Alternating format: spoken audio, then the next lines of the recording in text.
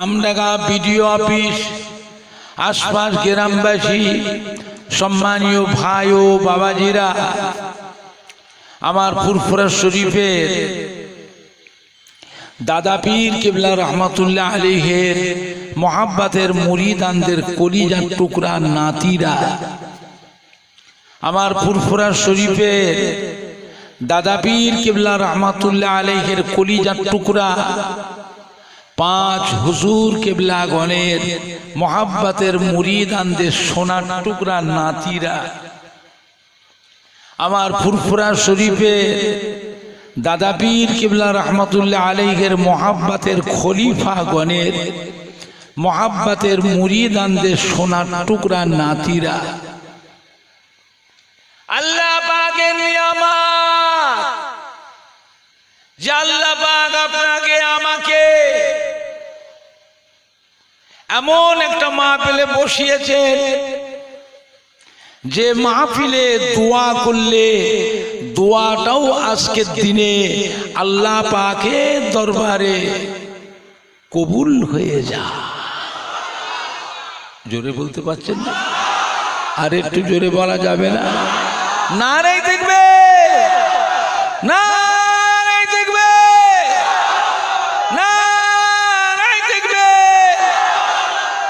দোয়া দরকার আছে না? না, রাস্তায় ঘুরলে দোয়া হবে, আত্মীয় বন্ধুলে গল্প করে করে সময় কাটাবেন, দোয়া হবে।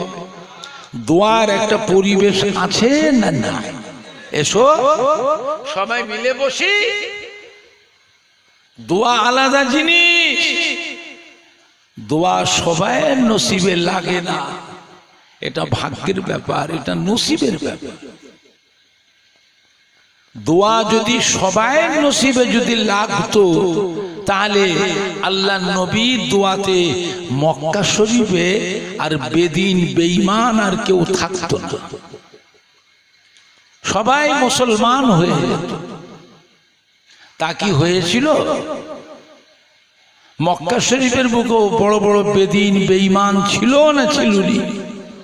যাদের জুলুমে, যাদের অত্যাচারে আমাদের দয়ার নবী, রহমতের নবী, মায়ার নবী কানতে কানতে নবী আমার মদিনা শরীফে চলে গেলেন।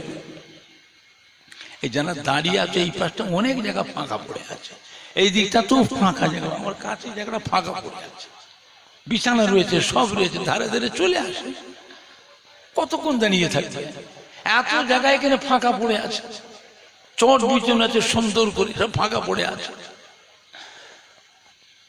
তারাবির নামাজ আমাদের বাপ দাদু মা দাদিরা, আমরা তারাবির নামাজ কত রাকাত পড়ি? এখন তারাবির নামাজ কেউ বলছে 12 রাকাত, কেউ বলছে 8 রাকাত। নবী 8 রাকাত তারাবি পড়েছে, নবী 12 রাকাত পড়ে, ওদের মধ্যে মিল নেই, কেউ বলে 12, কেউ বলে 8। কিন্তু আমাদের বাপ দাদু পূর্বপুরুষরা 8 রাকাত 12 রাকাত পড়েছিলেন না 20 রাকাত পড়েছিলেন।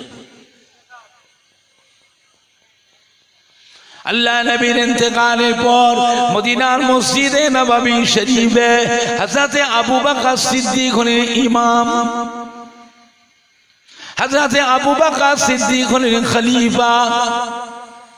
হযরত আবু বকর সিদ্দিক আল্লাহ নবীর ইমামতির জায়গায় তারাবির নামাজ পড়ার ইমামতি করলেন, 20 রাকাত তারাবির নামাজ পড়ালেন।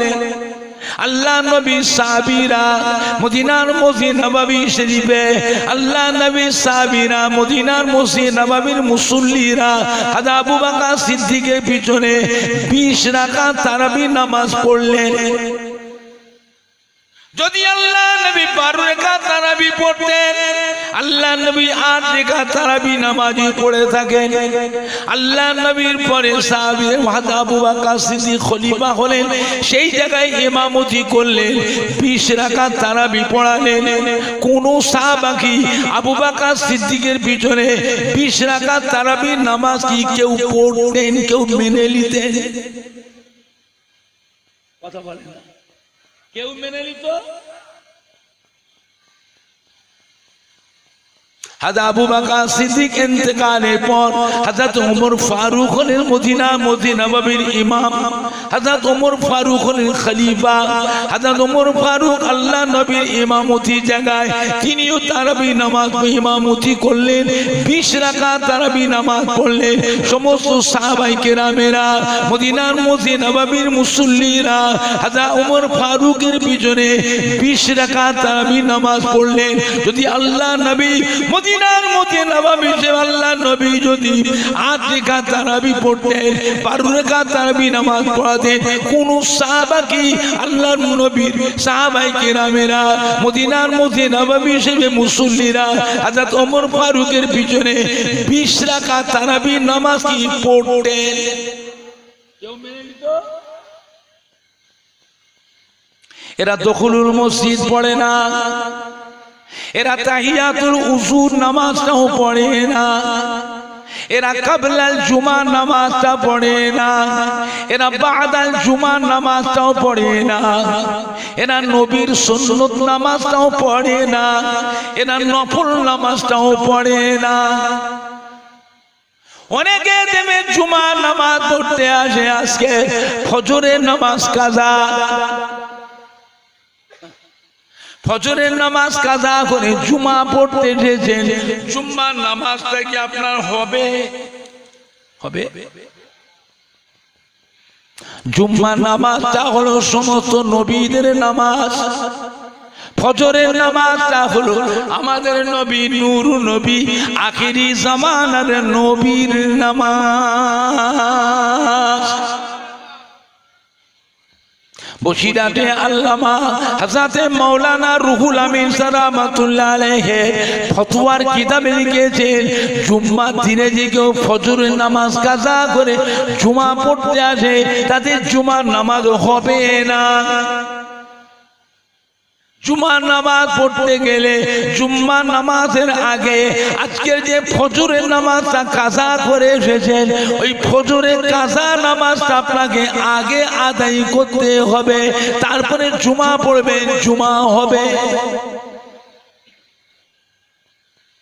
পূর্বেকার জামানা নবীর উম্মতের জন্য হুকুম হলো মসজিদ ছাড়া নামাজ হবে না।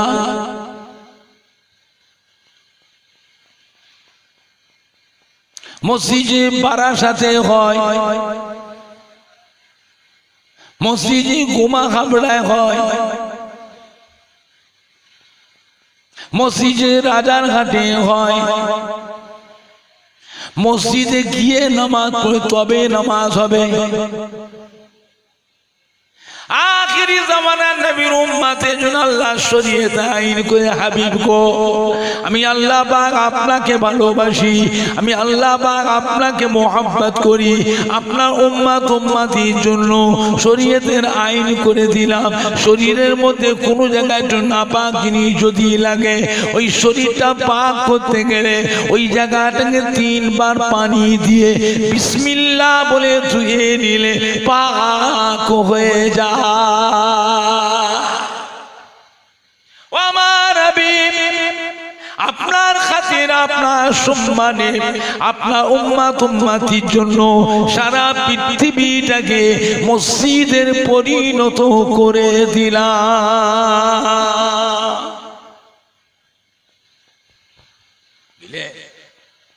আমার ভাইজানরা, বাপ জানেরা, যুবক, মরতে একদিন হবে না হবে না। আল্লাহর দরবারে একদিন আমাদের এই মুখ দেখাতে হবে না। খালি হাতে কথা বলে না, খালি হাতে বেরো। 60 বছর, 70 বছর, 50 বছর দুনিয়াতে সুখ ভোগ করে নি, এখন খালি হাতে এসছিস? বেরো, আমার সামনে থেকে দূর হয়ে যা। আর যদি কিছুও থাকে, যদি কিছুও থাকে, আল্লাহর দরবারে কাঁদার সুযোগটাও পাওয়া যাবে না, যাবে না। আল্লাহ আমরা পারিনি, আমরা দুনিয়াদার মানুষ, চাষি ভুষি মানুষ, সংসারী মানুষ। আল্লাহ আমার পাপী বান্দা পারিনি। আল্লাহ এইটুকু করেছি আল্লাহ যদি দয়া করে কবুল করে তবেই নাজাত পাবো। দয়া যদি না করে আমাদের কপালে জাহান্নাম। আল্লাহ গো, আমাদের এই শরীরে আপনার জাহান্নামের আযাব আমি সহ্য করতে পারবো না আল্লাহ। আপনার দয়া ছাড়া, আপনার রহমত ছাড়া আমাদের বাঁচার কোনো রাস্তা নাই। বান্দা যখন আল্লাহ তবে কেঁদে পড়ে, নাকটা কপালটা টেকে সিজদা করে, দুটো হাত তুলে চোখের পানি ফেলে কেঁদে কেঁদে ক্ষমা চায়, কেঁদে কেঁদে মাপ চায়, আল্লাহ রাব্বুল আলামিন বান্দা বান্দির জীবনের পাহাড় পাহাড় গুনাহগুলিকে মাফ করে দেয়। বান্দার উপর আল্লাহর মায়া আছে না না, দয়া আছে না না? আল্লাহ নেই বলে বাবার আল্লাহ পাকের একটা বান্দা আল্লাহ ভুলা হয়ে যায়, দুনিয়ার মুখে পড়ে, নফসের প্রেমে পড়ে, আল্লাহ ভুলা হয়ে যায়। আমার আল্লাহ পাক তার গুনাহগার বান্দাটার জন্য মরুভূমির বুকে মুসাফির মানুষটা উট হারিয়ে গেলে যেমন পেরেশানের মধ্যে পড়ে যায়, আমার আল্লাহ পাক তার বান্দার জন্য ওই রকম পেরেশান হয়ে যায়। আল্লাহর বান্দা যখন আল্লাহ তরফে ফিরে আসে, নাকটা কপালটা টেকে সিজদা করে, চোখের পানি ফেলে কাঁদে, দুটো হাত তওবা পড়ে মাফি চায়, চোখের পানি ফেলে কেঁদে কেঁদে ক্ষমা চায়। আমার আল্লাহ নবী ফরমাতে বাবারা, উট হারানো ব্যক্তি হারানো উটটাকে পেয়ে জানা খুশি হয়। আল্লাহ রাব্বুল আলামিন তার গুনাহগার বান্দাটা যখন আল্লাহ বলে ফিরে আসে, আল্লাহ বলে কেঁদে পড়ে, আমার আল্লাহ পাক ওই বান্দা গুনাহগার বান্দার উপরে লক্ষ লক্ষ গুণ বেশি খুশি হয়ে যায়। বান্দা যখন আল্লাহ তবে কেঁদে পড়ে, নাকটা কপালটা টেকিয়ে সিজদা করে, চোখের পানি ফেলে কেঁদে কেঁদে মোনাজাত করে, আমার আল্লাহ রাব্বুল আলামিন তার রহমতের ফেরেশতাদের ডেকে বলতে থাকে, ও আমার ফেরেশতারা, দেখো দেখো আমার বান্দারা কিভাবে আমার কাছে ক্ষমা চায়, কিভাবে তওবা করে মাফি চায়, কিভাবে আমি আল্লাহ আমার কাছে সিজদা করে। আমার বান্দা বান্দি জানে আমি আল্লাহ আমার বান্দাকে ক্ষমা না করি, আমার বান্দারা দ্বিতীয় কোনো আর কোনো জায়গা নাই। আমি আল্লাহ যে বান্দাকে ক্ষমা না করি, আমার বান্দারা নাজাত পাবার কোনো উপায় নাই। আমার বান্দার খালি হাতটা ফিরিয়ে দিতে আমি আল্লাহ পাক আমাকে বড় লজ্জাবোধ মনে হয়। ও আমার ফেরেশতা, তোমরা সাক্ষী থাকো, আমি আমার ক্রন্দনগত বান্দাদের জীবনের পাহাড় পাহাড় গুনাহগুলিকে মাফ করে দিলাম।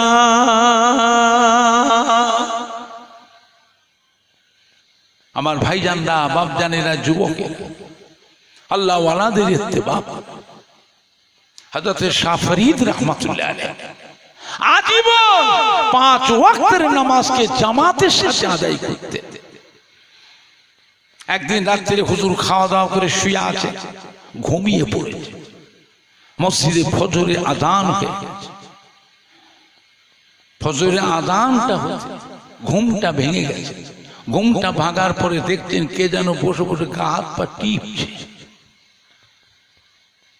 গা হাত পাটা মেসেজ করছে, আর পাকা নিয়ে বসে বসে হাওয়া করছে। জেগে থাকতে থাকতে হুজুরকে একটু আলসামি এসে, হুজুর আবার ঘুমিয়ে, ঘুম থেকে যখন উঠলেন, উঠে উযু করে মসজিদে গিয়ে দেখছেন ইমাম সাহেব জামাতের প্রথম রাকাত নামাজটা পড়ে ফেলেছে। এক রাকাত জামাতে নামাজ ছুটে যাওয়ার জন্য হযরত শাহ ফরিদ রাহমাতুল্লাহ আলাইহি আল্লাহ পাকের দরবারে 6 মাস ধরে খালি কেঁদেছে। হায়রে ঘুম, হায়রে ফরিদ, এমন ঘুমালি, তাকবীরে উলাটা ফসকে গেল, প্রথম রাকাত নামাজ ছুটে গেল, এমন ঘুমালি। কিছুদিন পরে রাতে শাহ ফরিদ রহমাতুল্লাহ রাতে খাওয়া দাওয়া করে শুয়ে আছেন, ঘুমিয়ে পড়েছেন। ফজরের ওয়াক্ত হয়ে গেল, মসজিদে মুয়াজ্জিন সাহেব ফজরের আযান দিচ্ছেন।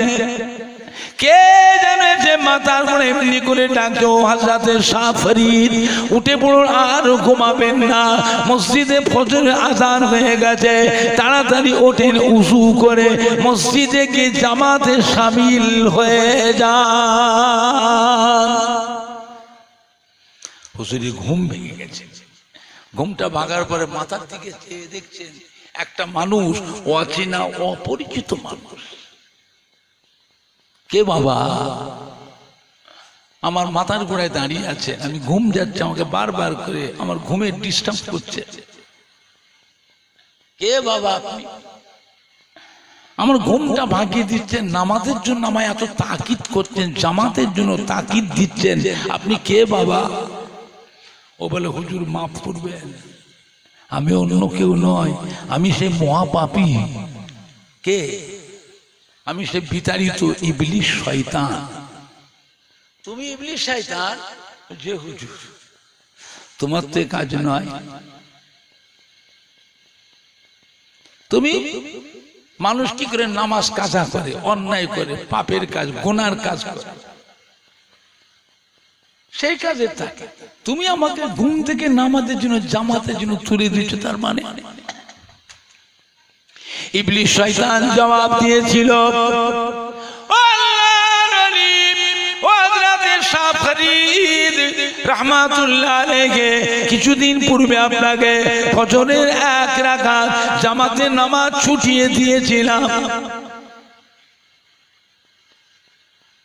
ওই 1 রাকাত জামাতে নামাজ ছুটে যাওয়ার জন্য আমি দেখলাম আল্লাহ পাকের দরবারে 6 মাস ধরে কেঁদেছিলেন।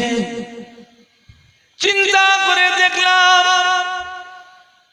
এই 6 মাস কাঁদার জন্য আপনার জীবনে যত গুনাহ, সমস্ত গুনাহকে আল্লাহ মাফ করে দিয়েছে।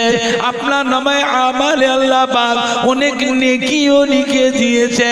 নামাজ 1 রাকাত ছুটিয়ে দেওয়ার জন্য আল্লাহ পাক আমার উপরে নারাজ হয়ে আমার নামায় আমালে অনেক গুনাহ লিখে দিয়েছে।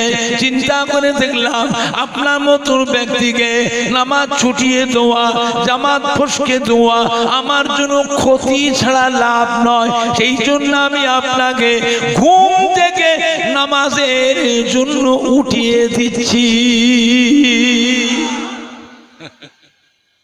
এক মস্ত বড় জমিদার বুড়ো হয়ে গেছে, ছেলে পেলেদের ডেকে এমনি করে ওসিয়ত করছে, বাবা বুড়ো হয়ে গেছি বাবা, কখন মরে যাব বাবা, তোরা আমার পেটের ছেলে, আমি বাপ হিসাবে তোদের কাছে কয়েকটা ওসিয়ত করে যাচ্ছি। ছেলে হিসাবে বাপের ওসিয়ত থেকে পালন করা এটা ছেলেদের জন্য কর্তব্য, ছেলেদের জন্য দায়িত্ব না দায়িত্ব নয়? ছেলেরা করলো কি, গভীর রাতে বাপের লাশটাকে ঘরের মধ্যে আগুন জ্বালিয়ে পুড়িয়ে ছাই করে, ছাইটাকে 2 ভাগ করে 1 ভাগ ছাই এই নিয়মে আকার গভীর জঙ্গলে গিয়ে ছড়িয়ে দিল, অপর ভাগ ছাইটাকে রাতের অন্ধকারে সমুদ্রের ধারে গিয়ে সমুদ্রের পানিতে মিশিয়ে। কিতাবে আছে আল্লাহ রাব্বুল আলামিন ওই বান্দাটাকে জীবিত করে আল্লাহ কিয়ামতের ময়দানে দাঁড় করাবেন। জোরে বলো সুবহানাল্লাহ।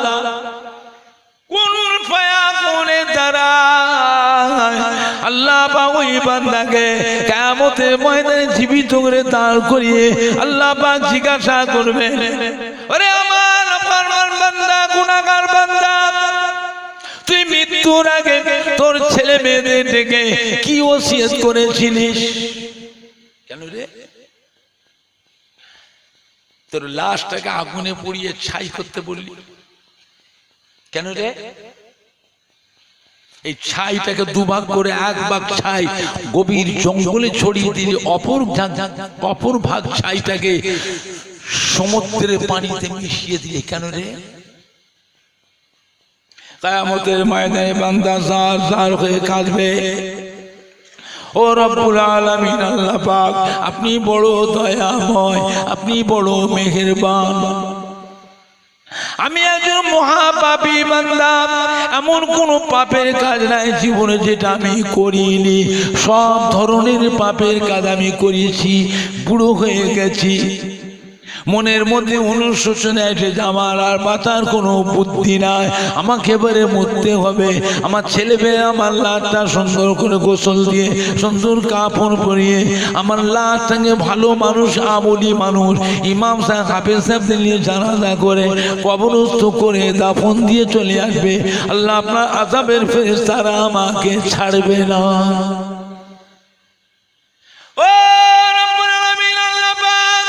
কবরের ভিতরে ৯৯টা বিষাক্ত সাপ বিচ্ছু আমাকে দংশন করবে, আমার গায়ের গোশতগুলো চিড়ে চিড়ে খাবে, চোখগুলো তুলে তুলে খাবে, মাথার খুলিতে টুকরে টুকরে মাথার খুলিটাকে ফেটিয়ে ঘিনুটা মগজ থেকে বের করে চিড়ে চিড়ে খাবে। আল্লাহ গো, এই আযাব আমি সহ্য করতে পারবো না। তাই আমার ছেলেদের বলেছিলাম, আমার লাশটাকে আগুনে পুড়িয়ে ছাই করে, ছাইটাকে দুভাগ করে, এক ভাগ ছাই রাতের অন্ধকারে গোপনে জঙ্গলের মধ্যে ছড়িয়ে দিবি, অপর ভাগ ছাইটাকে রাতের অন্ধকারে সমুদ্রের পানিতে মিশিয়ে দিবি। এতটুকু ছাই পানিতে মিশিয়ে দিলে কেউ জানতে পারবে না, আল্লাহর ফেরেশতারা আমাকে খুঁজে পাবে না। আল্লাহ রাব্বুল আলামিন সমুদ্রের পানির উপরে আইন করে দেন, সমুদ্রের পানি শুনে না, আমি আল্লাহ আসমান জমিনের মালিক, দিন ও দুনিয়ার মালিক, জামান ও মাকানের লাশ খালেক। আমার একটা গুনাহগার পাপী বান্দার লাশ আগুনে পুড়িয়ে ছাই করে এমনি করে এই সমুদ্রের পানিতে ছায়ের একটা হিস্সা এই পানিতে মিশিয়ে দিয়েছে। এই সমুদ্রের পানি শুনে রাখ, আমি আল্লাহ তোর উপরে আইন করে হুকুম করে দিলাম, আমার বান্দার লাশ পোড়া ছাইটা তোর মধ্যে কিভাবে মিশিয়ে আছে, আমার হুকুমে এক জায়গায় জমা করে দাও। জঙ্গলে বড় লাইন করে সময় এই জঙ্গল শুনে রাখ, আমি আল্লাহ আসমান জমিনের মালিক, দিন দুনিয়ার মালিক, জামান মাকানের লাশের খালেক। আমার একটা গুনাহগার পাপী বান্দার লাশ আগুনে পুড়িয়ে ছাই করে, ছাইটাকে দুভাগ করে এক ভাগ এই জঙ্গলে ছড়িয়ে দিয়েছে। এই জঙ্গলে শুনে রাখ, আমি আল্লাহ তোর উপরে আইন করে হুকুম করে দিলাম, আমার হুকুমে আমার গুনাহগার পাপী বান্দার লাশ পোড়া ছাইটা আমার হুকুমে এক জায়গায় জমা করে দাও। আল্লাহ রাব্বুল আলামিন কুন ফায়াকুনের দ্বারা ওই বান্দাকে জিজ্ঞাসা করাবেন জীবিত করে।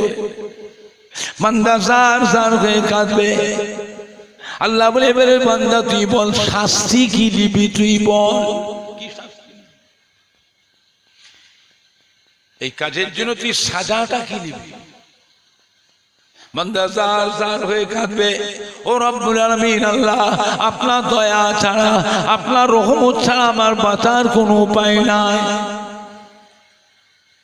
সব বুদ্ধি আমার ফেল, আপনার কাছে ধরা খেয়ে গেছি, আল্লাহ পাক আমার বাঁচার কোনো বুদ্ধি না, আপনার দয়া ছাড়া। আল্লাহ বলে, বান্দা এই কাজটা কেন করিয়েছিস, কেন করেছিস বান্দা? বান্দা জার জার হয়ে কাঁদবে, আল্লাহ আপনার দয়া ছাড়া বাঁচার কোনো বুদ্ধি না। আল্লাহ বলে, বান্দা রে, তোর হৃদয়ে তোর কলবে অতটুকু যা আমার ভয় ছিল, আল্লাহর আযাব সহ্য করতে পারবো না, আল্লাহর আযাব আমি সহ্য করতে পারবো না, জাহান্নামের আযাব আমি সহ্য করতে পারবো না। ওরে বান্দারে, আমি আল্লাহ, আমার আযাব তুই সহ্য করতে পারবি না, তোর হৃদয়ে তোর কলবে আমি আল্লাহ আমার যে অতটুকু ভয় ছিল, আল্লাহকে মুখ দেখাতে পারবো না, আল্লাহর সামনে দাঁড়াতে পারবো না, আল্লাহর আযাব আমি সহ্য করতে পারবো না। ওরে বান্দারে, তোর হৃদয়ে তোর কলবে অতটুকু অতটুকু যে আমি আল্লাহ আমার ভয় ছিল, ওই অতটুকু ভয় থাকার জন্য আজকে কিয়ামতের ময়দানে আমি আল্লাহ তোকে আযাবে জাহান্নাম থেকে নাজাত দিয়ে দিলাম। আল্লাহকে ভয় করো, আল্লাহকে ভয়, আল্লাহ ছাড়া কেউ মাফ করতে পারবে? দুরূদ শরীফ আল্লাহুম্মা সাল্লি আলা।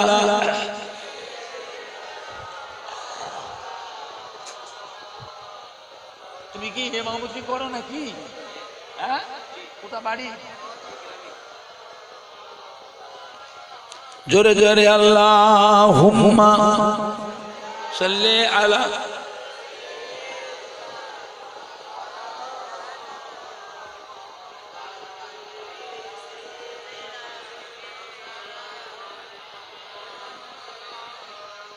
জোরে জোরে কালমা লা ইলাহা ইল্লাল্লাহ, লা ইলাহা ইল্লাল্লাহ মুহাম্মাদুর রাসূলুল্লাহ। কালমা লা ইলাহা ইল্লাল্লাহ, লা ইলাহা ইল্লাল্লাহ মুহাম্মাদুর রাসূলুল্লাহ। আল্লাহুম্মা সাল্লি আলা।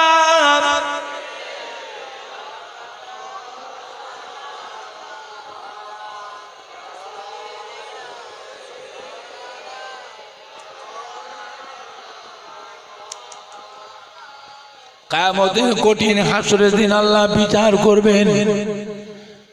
বিচার হয়ে যাওয়ার পর আল্লাহ বান্দা বান্দীকে ডাকবেন। বান্দা বান্দীকে ডেকে চাচির আমল নামা চাচির হাতে হাতে আল্লাহ দিয়ে দেবেন। নাফরমান বান্দা বান্দীদের আল্লাহ ডেকে তাদেরকে বাম হাতে আমল নামা দেবেন। কোন হাতে? সমস্ত হাসরবাসীরা দেখবে, কোটি কোটি কোটি কোটি বান্দা বান্দি দেখবে, কি মেয়ে ছেলে কি বেলে, আল্লাহ দেবেন বাম হাতে। শুধু তাই নয়, বাম হাতটাকে বুকের ভিতর দিয়ে ঢুকিয়ে পিঠ দিয়ে আল্লাহ বের করে পেছন দাঁত থেকে তাদের বাম হাতে আমল নামা দেবেন। জোরে বলুন আস্তাগফিরুল্লাহ রব্বি।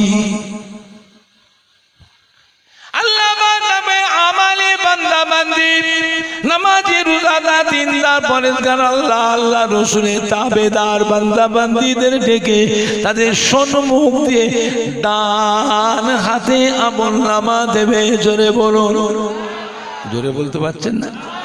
আর জোরে বলা যাবে না, নারাই থাকবে, নারাই থাকবে।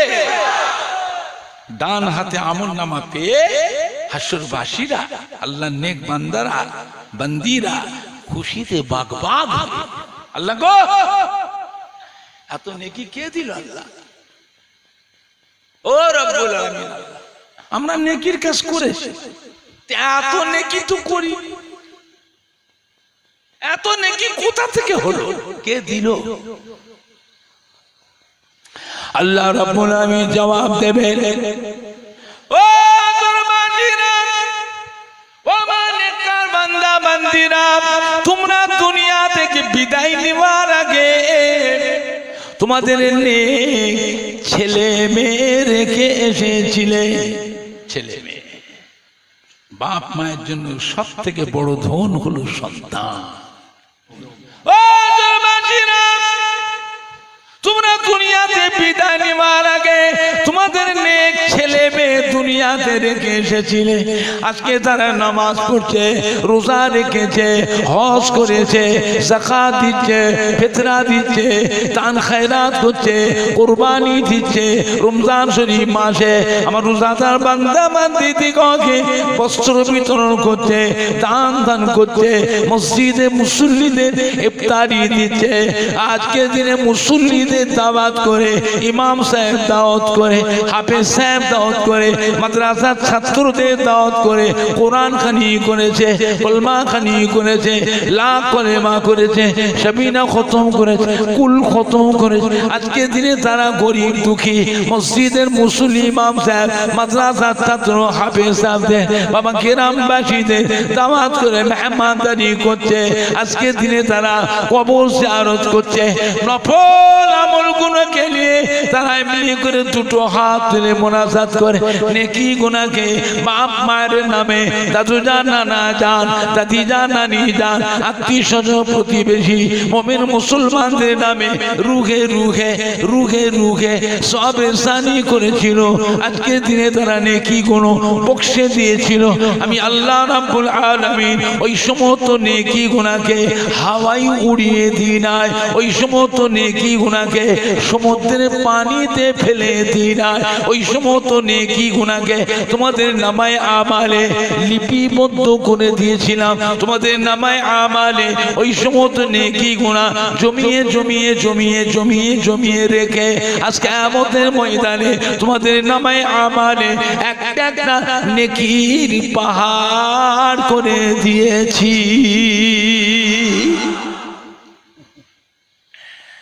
তাই বলে দিই আমার ভাইজানদের, বাপজান, আমার ভাইজানরা, বাপজানেরা, যুবকেরা, মুরব্বীরা, মায়েরা, বোনেরা, বেটিরা, আল্লাহ ওয়ালাদের ইত্তেবা করে, আল্লাহ ওয়ালাদের অনুসরণ অনুকরণ। হাফেজ আব্দুল খালেক মিশরি রহমাতুল্লাহ আলাইহি পেটের যন্ত্রণায় কষ্ট পান। বহু ডাক্তার বাড়ি চিকিৎসা করলেন, পেটের যন্ত্রণাটা ভালো হলো না। লোকের মুখে শুনলেন মিশরের মুখে জবরদস্ত আল্লাহর ওলির মাজার, ওই মাজারে বহু মানুষ যায়, রাত্রে জাগরণ করে, আল্লাহর ওলির মাজারের পাশে বসে বসে দোয়া দরুদ পড়ে, আল্লাহর ওলির মাজারের পাশে বসে বসে আল্লাহর পাক কালাম কোরআন পাক তেলাওয়াত করে, চোখের পানি ফেলে আল্লাহর ওলির ওসিলা দিয়ে কেঁদে কেঁদে দোয়া চায়। দীর্ঘদিন ধরে সাধনা করলেন বটে, কিন্তু তার পেটের যন্ত্রণাটা ভালো হলো না। মনের ভিতরে চিৎকার এসে গেল, রাগান্বিত হয়ে উঠে রাতের অন্ধকারে আল্লাহর ওলির মাজারের উপর একটা চপাটি আঘাত মারলেন।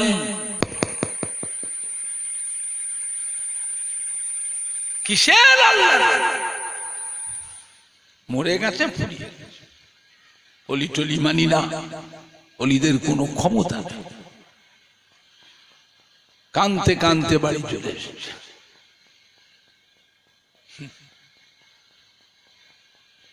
বাড়িতে রাতে শুয়ে আছে, গভীর রাতে দেখছেন বাবা ঘরে দরজার সামনে আল্লাহর ওলি দাঁড়িয়ে দাঁড়িয়ে রুহানি অবস্থায় হাউ হাউ করে কাঁদছে, আসসালামু আলাইকুম।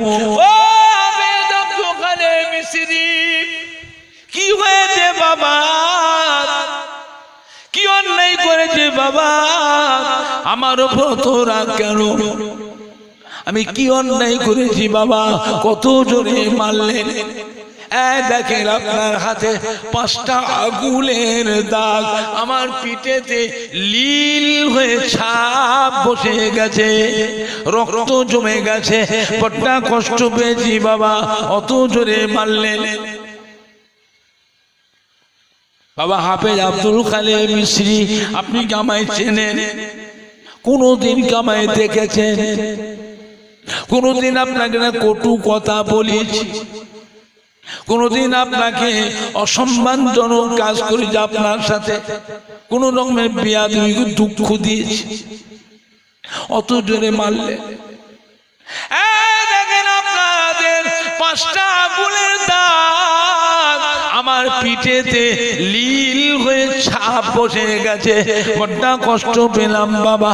তবে হাফেজ আব্দুল খালেক মিশরি শুনে রেখে দিন, আপনি আমার মাজারের পাশে বসে সারা সারা রাত আল্লাহর পাক কালাম কোরআন পাক তিলাওয়াত করে, আপনার মুখের মধুর এলহানে কোরআন পাক তিলাওয়াত শুনে আমি কবরে শুয়ে শান্তি পাই।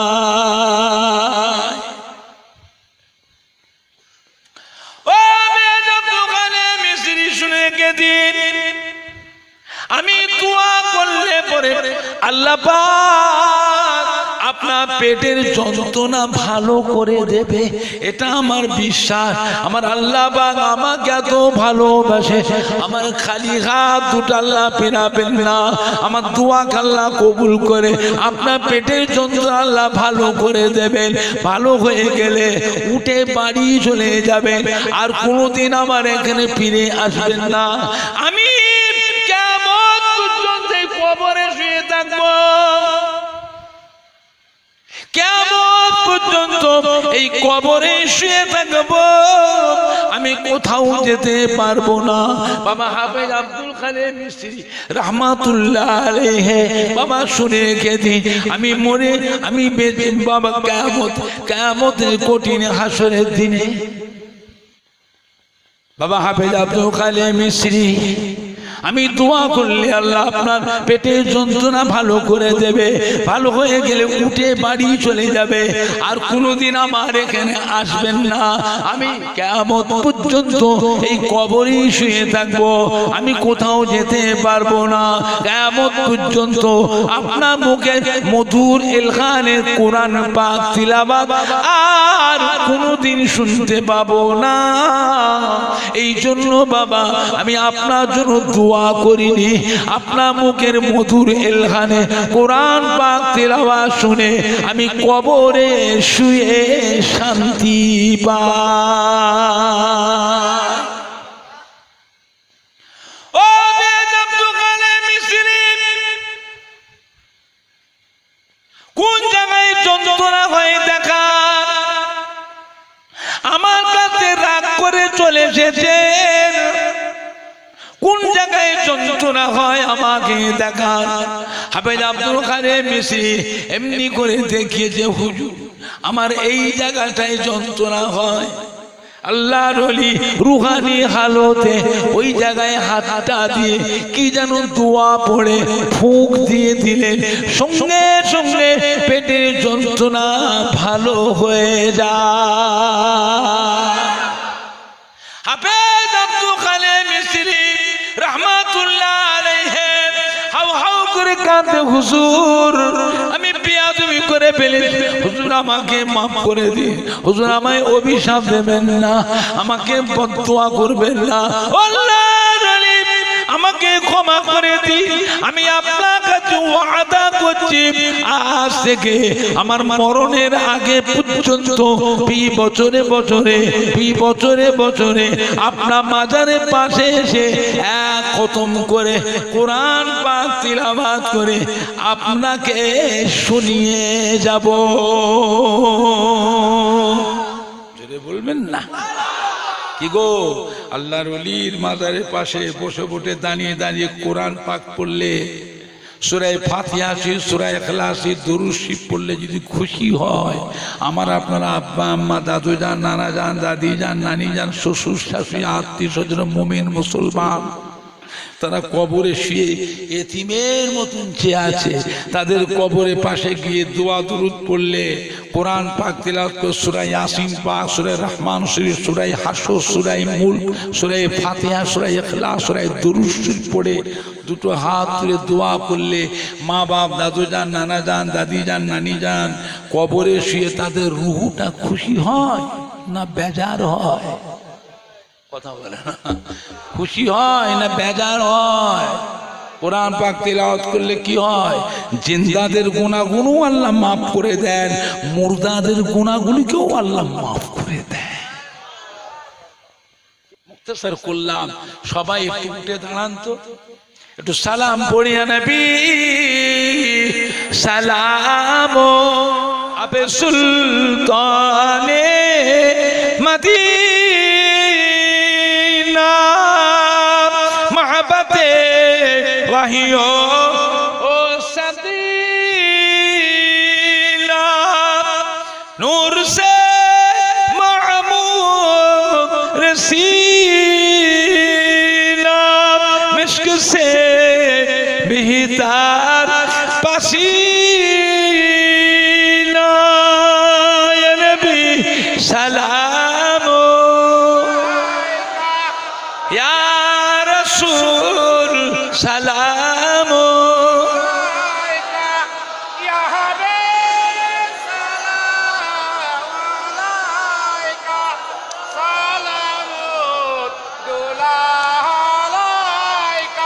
जब नबी पैदा हुए थे सब मलाक दर पर खड़े थे रब सल्लिम पर रगे थे बादा यूं कहे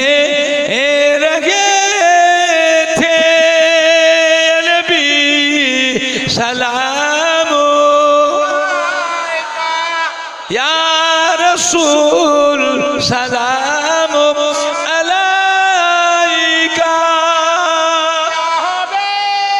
सलाम अलैका सलाम दुलाइका पढ़िलो अल्लाह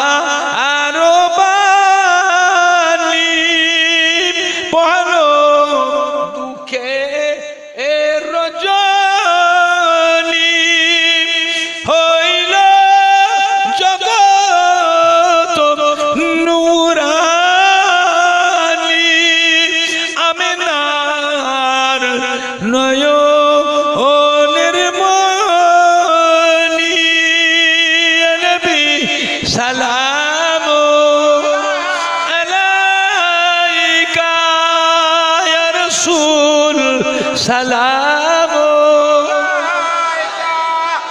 या हबीब सलाम अलैका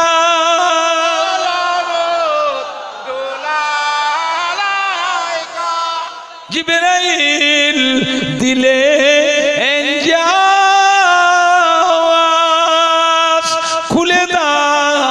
আসমানের দুয়ার এসেছে নবী দের সরদার করিতে আল্লাহ আর দিদার